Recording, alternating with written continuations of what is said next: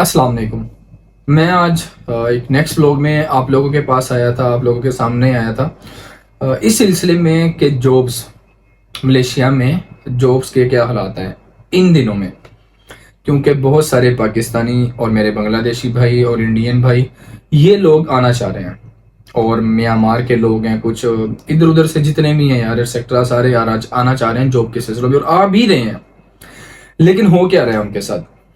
سب سے پہلے آپ کو، اگر آپ کا یہاں پہ کوئی نہیں ہے تو میں آپ کو ریکمینڈ کروں گا کہ آپ نہ آئیں۔ اگر یہاں پہ آپ کا کوئی نہیں ہے تو میری طرف سے آپ کو یہ ریکمینڈیشن ہے کہ آپ یہاں پہ نہ آئیں۔ کیوں؟ دوسرا سوال ہے کیوں؟ کیوں اس لیے کہ اگر آپ کا یہاں پہ اپنا کوئی نہیں ہے اور آپ آتے ہیں 1 مہینہ 2 مہینے 3 مہینے، اگر آپ کو کوئی جاب نہیں ملتی آپ کیا کرو گے؟ اب یہ میرا آپ لوگوں سے سوال ہے، کچھ نہیں۔ کیوں؟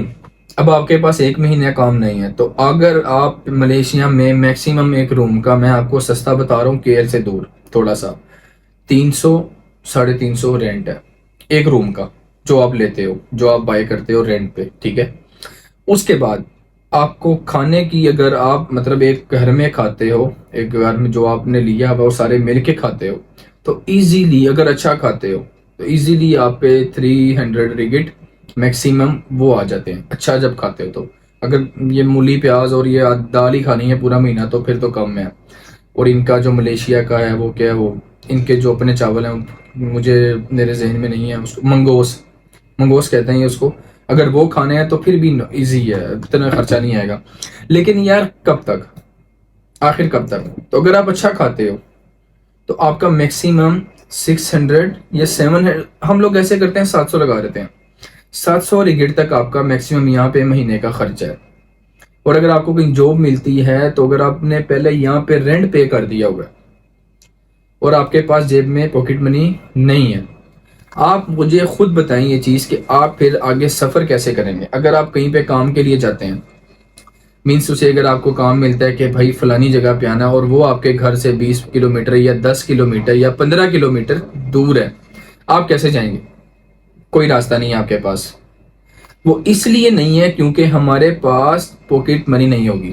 آپ جب گریب کرواؤ گے تو وہ آپ سے 20 رگٹ یا 15 رگٹ اتنے سے راستے کے خالی جانے کے لے گا، خالی جانے کے لے گا، اور جب آپ نے واپس آنا ہے تو پھر وہ گئے۔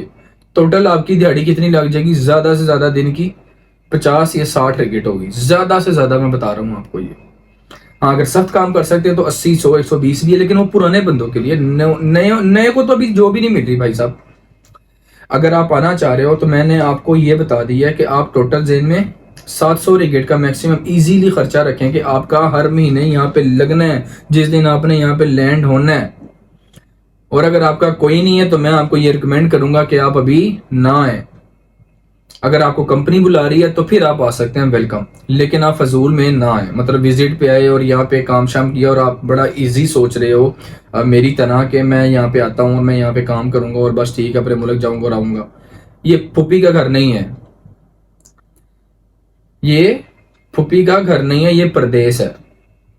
اس میں جو آپ لوگوں کو جو آپ کی کاسٹ آتی ہے میں نے آپ کو میکسیمم وہ بتائی ہے، میں نے بھی پے کی ہے، بٹ مجھے فرسٹ ڈے نہیں کسی نے کہا کہ بھائی پیسے دے، مہینے میں نہیں دے۔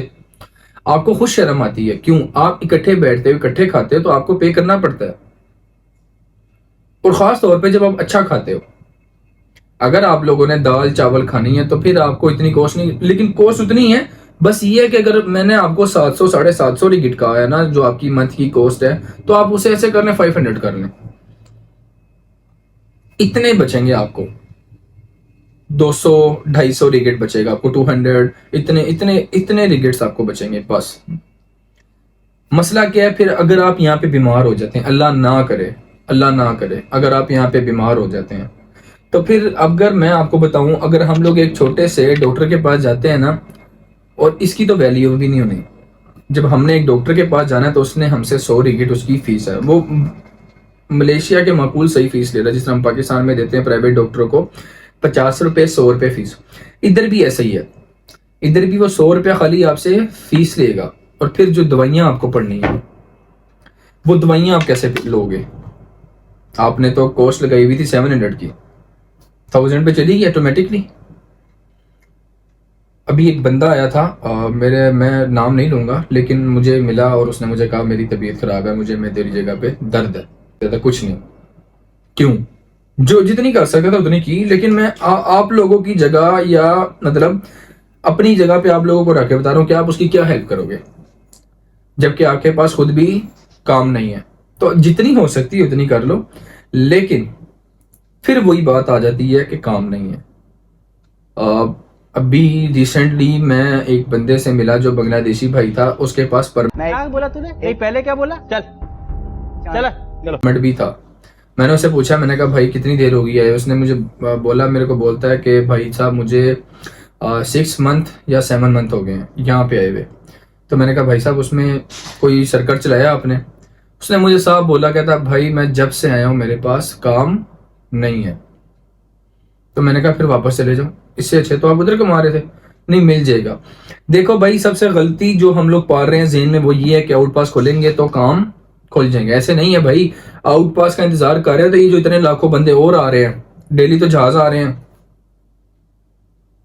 بات نصیب کی ہے، بالکل سچ ہے، حق ہے، اس پہ میں کچھ نہیں ہے، کیونکہ اگر اللہ جل جلالہ اگر کسی کو دینا چاہتا ہے تو کوئی نہیں روک سکتا.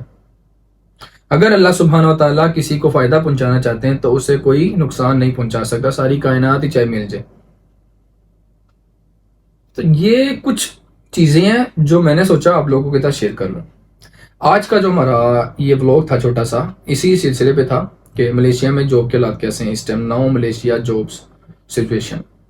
سو میں نے بتا دیا آپ لوگوں کو. تو ہم لوگ اب ملیں گے ایک نیکسٹ ولاگ میں انشاءاللہ بہت جلد. فی امان اللہ. اللہ حافظ.